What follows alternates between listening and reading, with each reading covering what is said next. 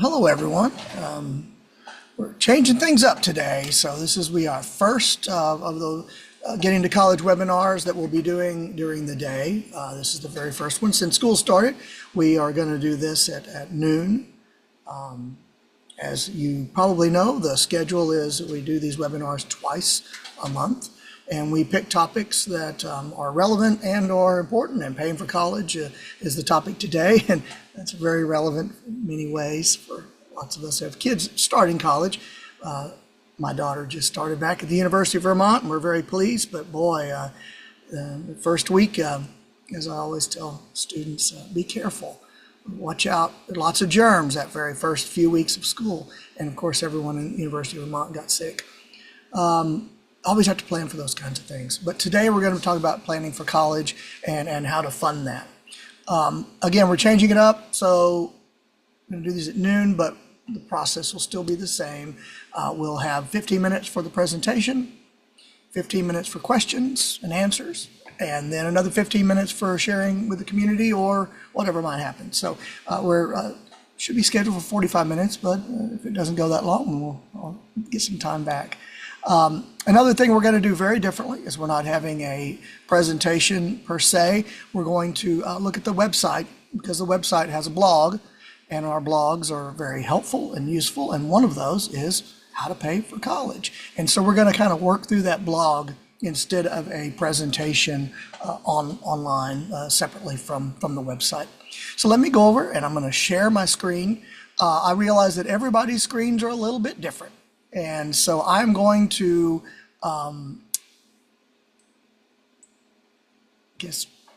increase the font size on my computer, and I hope that it works out for yours. If it doesn't, easiest way to go and get the same exact information is to hit the website at gettingtocollege.org, go to the Path for Possibilities, which is our blog site, and get on that page and follow along with me if you can't see it through the screen share. So. All right, thank you very much, and let's get moving. Any questions? Nope. Again, we are recording. First 15 minutes, we'll stop recording. If I didn't say that for the question and answer, so everyone feels comfortable, and we will not have recording on during community events and other stuff. I may have missed that when I first announced it. So let me share my screen to the website, and we'll get moving.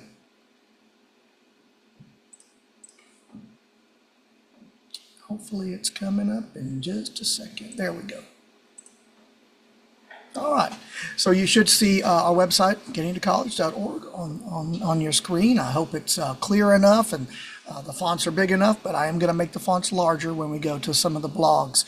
One thing I would let you know is that there are ways here to learn about getting to college, and there's an awful lot of information, not just about our program, which there is, but about us, who we are, what we do, our different various programs, including the summer program, which we're not going to talk about much today, but obviously it is such an important thing. Our programs are taking a second or two to come up. Lots of good information here. News and events. We have all of our videos for Getting to College, like this one, will be posted to Facebook. However, we will have a YouTube channel in another week or two, and we'll be loading all of them there. We might even do some live interviews and such from YouTube. I want to also point out, in case you didn't see it or get to notice, is that we have our first newsletter. It's a fall 2025, and it has all of our summer camp events. It's linked there.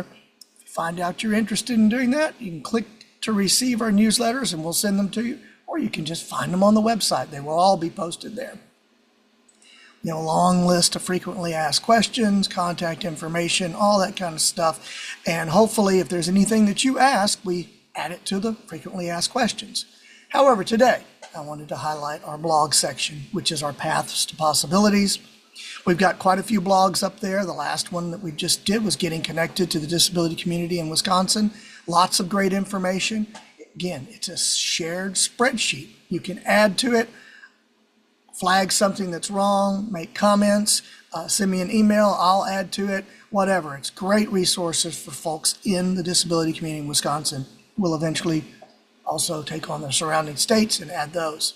Information on guardianship, college and post-secondary, the difference between modifications, accommodations, what is an inclusive post-secondary education, which we talked about recently on one of the webinars, and what we're here today for, which is how to pay for college. One of the things I want to address, and I'm going to do that while I hopefully make my screen a little larger. Let's see, is it going to do it for me? Oh, come on. Nope. Let me go to my actual page and see if it'll let me do it there versus the share. Apologize for the technical issue there, but I had hoped that I could make the screen larger. It will not let me do that when I'm in the screen sharing. Oh well, we'll just go with it. Hopefully you can read this okay, paying for college and how can I pay for college? The text on the screen, hopefully it's fine. I tested that out and it lets me do it in the web browser, but not when I'm sharing it. Apologize for that. Follow along on site. Go to the past possibilities and just run down the information as we go through it. That's an incredible way to access the information. Plus you'll get to see the rest of the blogs and other information that's there. Before we do that, I want to preface a lot of things. People talk about how college is not worth it, that it's too expensive. It can be very expensive and it can be very difficult, but there are many programs. We're going to talk about some of those for students who succeed academically, for students who have struggled in their socioeconomic status, for students who have particular areas or needs or interests that they find that can propel them into an area like sports. There's all kinds of ways to pay for college. We're going to talk about several of those, but I want to make sure that everyone understands that there is a theme out there, some rhetoric that says college isn't worth it. Well, in one of the other presentations, we will definitely show you that college is worth it because you increase your pay. Every time you get a degree or a credential, you increase your earning wages. In fact, you can almost double them. I think it was 85% over the course of your lifetime if you get a college degree. We also talked specifically about how you can make sure that you get a job once you get a credential. Anyone with a credential decreases the employment gap for people with disabilities to only 3%. In other words, more than likely, if you get a credential, you'll get a job. So there are lots of reasons to go to college. There's also personal growth and many other things. It's important that we consider the holistic concept of going to college and what it means to the person and what it means to their future. And don't just think about it as a transaction, a transaction of money to a college for something that you'll never use or need. Every college degree is valuable, and it's valuable in many ways. Getting jobs, earning more money, personal growth. It's that simple. So I definitely wanted to state that out really early on. And one thing that we have found in the summer camps, and I may add it to this blog, is that there are opportunities for a variety of schools to give the students support financially.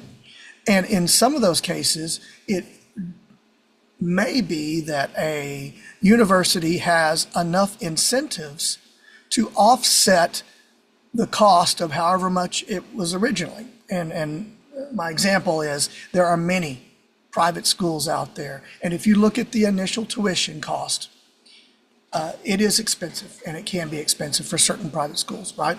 That's a fact. It can be expensive for public schools. It can be expensive for community colleges. But when you look at the actual cost, there are some private schools, because of the programs, especially those that are inclusionary, or because of the way that they've structured their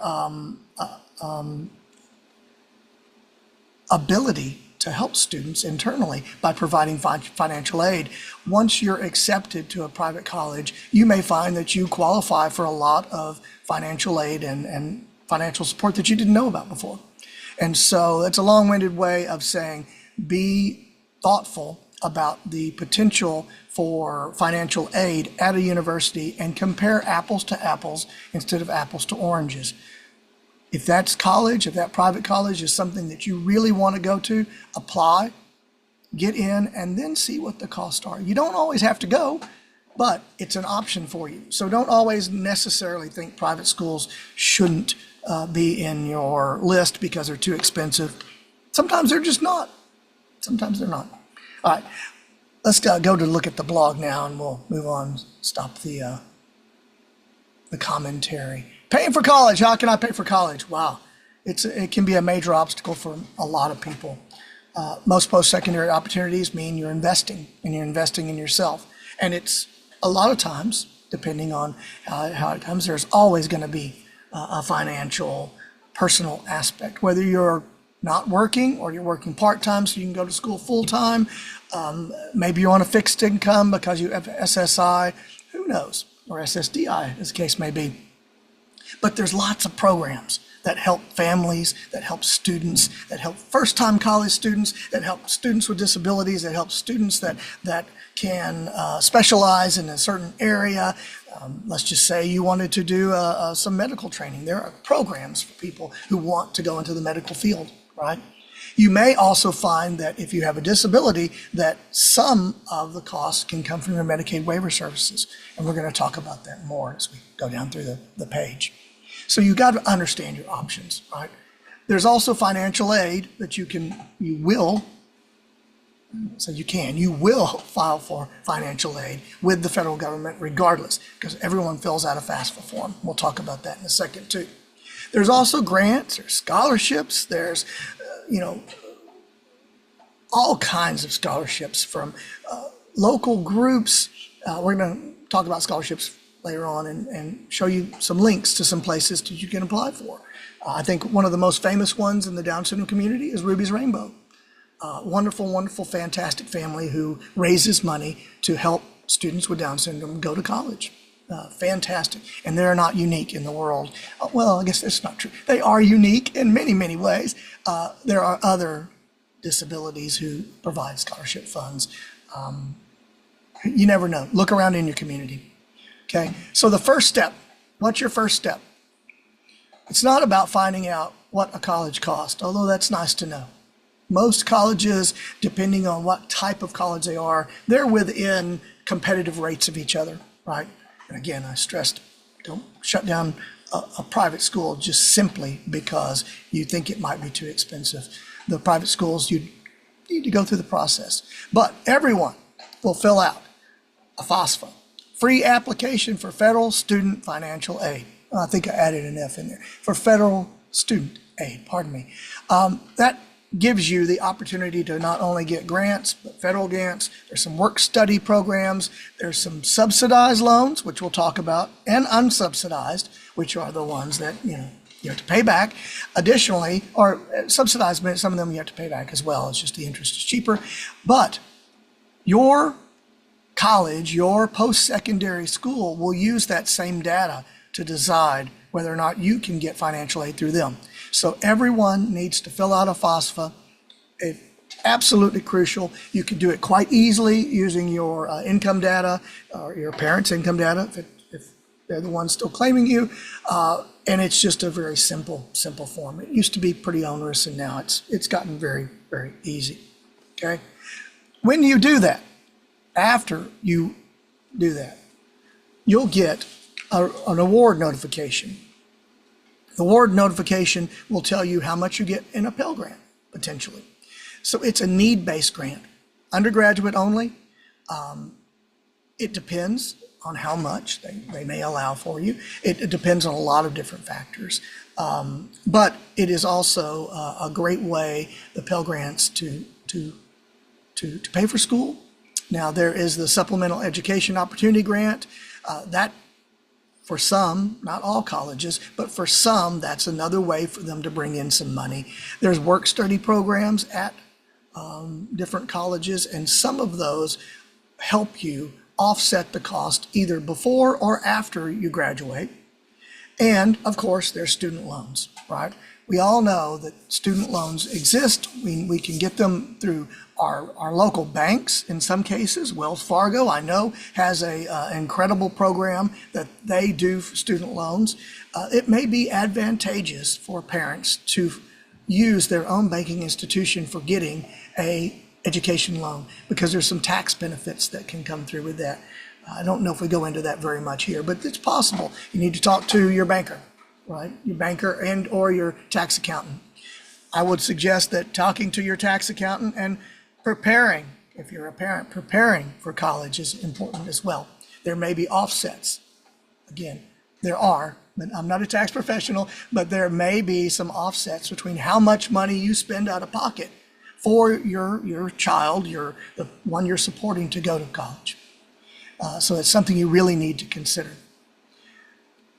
And student loans, they don't gather interest while you're going to school. So it's really a great thing. You can make your interest-only payments while you're in school, but you can pay them back at different rates. And many of them you don't have to start paying until you graduate, although you can pay sooner. Knock that interest down a little bit if you want to. So we've got the direct subsidized and the direct unsubsidized. Okay, you might qualify for both. You might qualify for neither. But the subsidized loans, that can be very, very helpful. I would always choose a subsidized loan before you choose an unsubsidized loan, right? It's not a requirement that you take these. If you decide you don't want them, that's not a problem. You don't have to take them. So the government pays the interest on the subsidized loans, if I missed that.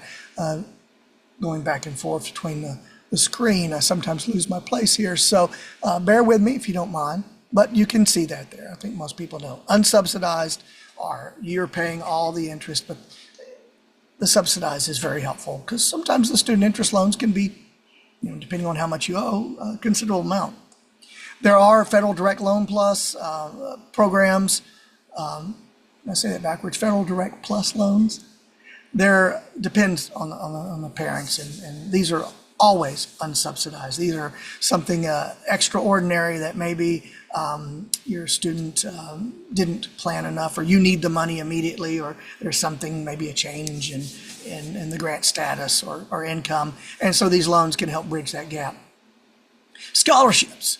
Man, there's so many fantastic scholarships. I received a scholarship just simply because I filed for financial aid when I was doing my undergraduate work. It was so helpful to me, and it was a first-time college student loan, scholarship, and it paid for my books.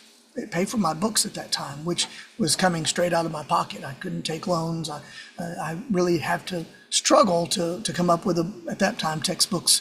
We didn't have a lot of rental or loan programs, and they were quite expensive. And that was very helpful to me. I did not sign up for that. They gave it to me because I filled out financial aid. But it was a scholarship that I got simply because they searched for me. So your school can help you. You can go to your financial aid office and say, hey, what kind of scholarships are there available for students with disabilities or for an area of interest that you might have? Say you wanted to go, again, into the medical world, there's lots of opportunities.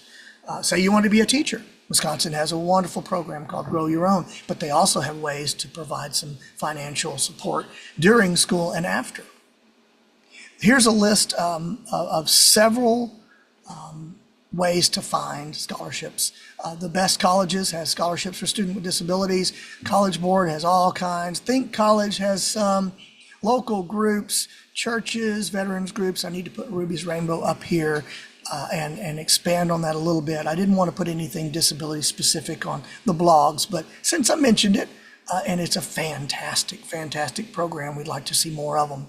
Scholarships can help you a lot. It's that simple. Vocational rehab. Many students will qualify or can qualify if they pursue it to have a VR agency pay for at least part of their post-secondary work. It depends, unfortunately, on who you're asking, which state your VR agent is. It depends a little bit on the counselor that you have. It also depends whether or not you prepared yourself for college. They will make decisions about whether or not you should be going that direction, could be going that direction, and or you're prepared for it. And they will help you fund that accordingly. So we see some students have a really easy time with vocational rehab funds paying for college, and we see other students who struggle with that. It just really depends, but it is a possibility, and many students are going through that process. I would encourage everyone going through vocational rehab or waiver services, which we're going to talk about, to be very patient with your counselor, to explain the reasons you want to go to college, to explain how you prepared yourself, to explain how it gives you the career and the life that you want. Because they do work for you, they do care about you, but you have to make a good case, and for them to be able to make a good case to release the funds. So patience and being thorough is very helpful. Waiver services. We've talked about waiver services and other webinars, but waiver services, again, these are based on the Medicaid waiver services. Each state is different, but many people in Wisconsin definitely can get some, if not maybe all, of their college paid for with waiver services. Again, file, you have to be patient, you have to go through. It may take a considerable bit of time to get through the waiver services process to be approved. Just like with VR, it may take a considerable bit of time. You got to be patient, you got to prepare, you have to be thoughtful about it, okay? However, and I should probably bold this line, any combination above, you can be used with all kinds of different things, but for most of us, no program is going to totally cover the cost of tuition. Not a grant, not a waiver service, not scholarships, not financial aid internally. Maybe loans could, but of course that increases your debt load, and no one wants to do that. But many students and many people choose private pay to make up the difference. That's using your own funds, right? Your personal savings, right? There's definite tax advantages to some of that. Again, talk to your tax professional. If you are spending your own money, or you're spending money for a person that is a beneficiary and that you claim on your taxes, you definitely can get some tax breaks. Talk to your tax accountant and or anyone else at your bank. They may be able to help you as well. There are other vehicles. Many people have 529 education plans, right? We're going to talk about ABLE accounts in a minute, but 529 education plans. Lots of families have those. They start them in general when their children are quite young. Many of them start them for a state that they live in. Many folks have grandparents and other people who put money into them. It is an account that is owned by someone on behalf of a beneficiary. The beneficiary would be the student going to college, right? Some people don't want to start 529s because they don't know if their son or daughter or whoever is going to go to college, right? Because there are expectations and concerns sometimes when a family has a student with a disability that they don't know if they're going to want to go to college, if they're going to qualify for college, if they're going to use that money for college. I will tell you that for me personally, having a son with the Down syndrome and autism, knowing he has a college fund lets us open that conversation and tell my son, look, you can go to college if you want to. We've got the money set aside for you. And that eliminates one of the biggest arguments that I hear about students with disabilities not going to college is that it just costs too much. If you've got money in a 529 account, it eliminates that conversation. So just consider that. Consider if you have, and I'll use this example, not to point any fingers at anybody, but I know a family who have three children, two of which have 529s and will be going to college. The youngest has a disability and they have not started a 529 for them. So you have to say to yourself, is because there's an expectation that student won't go to college, or are they thinking maybe they can roll over the 529s because that's of the other students? If they have extra money, that's another consideration. It's a wonderful way to use a 529. But in general, they just haven't saved for it. So now that conversation is going to have to happen. Well, I don't know if we can pay for this expensive private inclusionary program that only lets in 8 people a year. I don't know if we can afford that. Whereas if they'd have had a 529, if they just started that off for their student, maybe that would have eliminated some of that conversation and they would say, hey, yeah, we've got money for you to go to college. But the coolest, most important thing about 529s is not only that they're wonderful and flexible, and this is a great saving utility, and there's a fantastic way to use them. You can roll them over into an ABLE account without any penalties or extra payments or fees. Let me say that again. A 529 college account, if you choose not to use it for educational purposes, that money can be rolled into your ABLE account if you have one. If you don't know what an ABLE account is, we're going to talk about that. But an ABLE account is specifically for students and individuals with disabilities to use for a variety of expenses. Their own money being used for their expenses. I'm going to scroll down a little bit so you can see the facts about education 529s. So when we passed the ABLE Act a decade ago or whatever it was, got those in a lot of the different states, it allowed a lot of flexibility to spend that money that is in a 529 to move it to an ABLE account and spend it on things that the student needs, especially if they don't go to school. It's an absolutely wonderful way. A 529 in conjunction with an ABLE plan is an interesting, wonderful way. It's a very efficient way to make sure you've covered all your options. And again, y'all know that getting to college is all about providing options. Student decides not to go to college, that's fine. The 529 can be rolled into an ABLE account. If you have more than one 529 education account, I'm going to give you an example. My daughter has one. If she doesn't use all of her money, guess what? I can roll that into my son's account because I'm actually the owner and they're just beneficiaries, as long as it's a qualified beneficiary. So if my daughter doesn't use all of her money, I can put that in my son's account. And there's the added flexibility of putting that money from my son's account, if he chooses not to go to school, into his ABLE account. I will tell you that most 529 education accounts are extremely well managed, and they do very well with investments.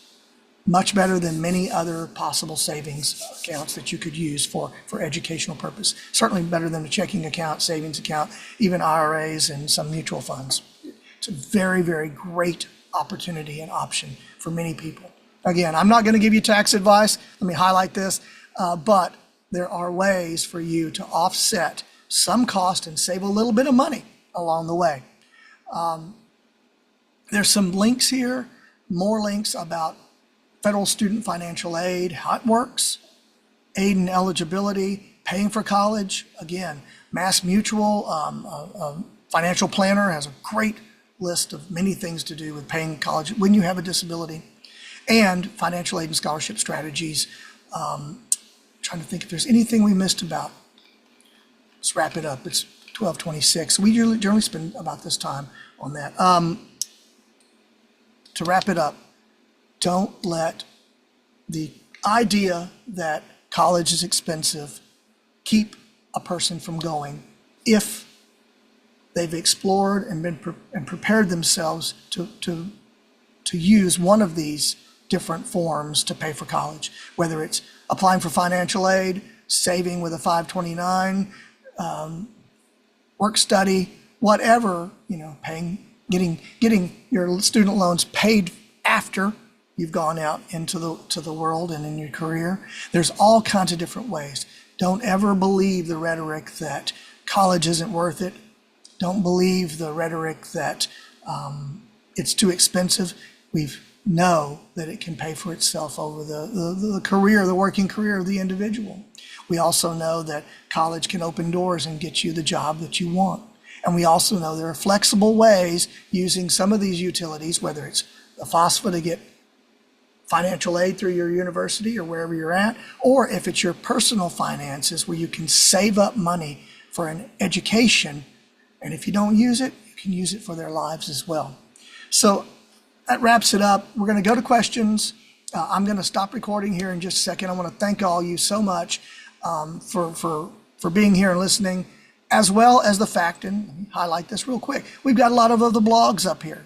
please go to the website, take a look around. We'll have the YouTube channel up where these will be mirrored on there, maybe a little easier to watch in succession. But we also have news and events. And I want to say one last thing. Check out our newsletter. It's a brand spanking new newsletter, just came out. Great information about the summer camp, great information about where we're going with the next few months.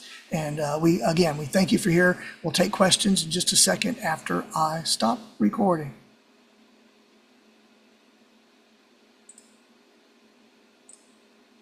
Stopping the share.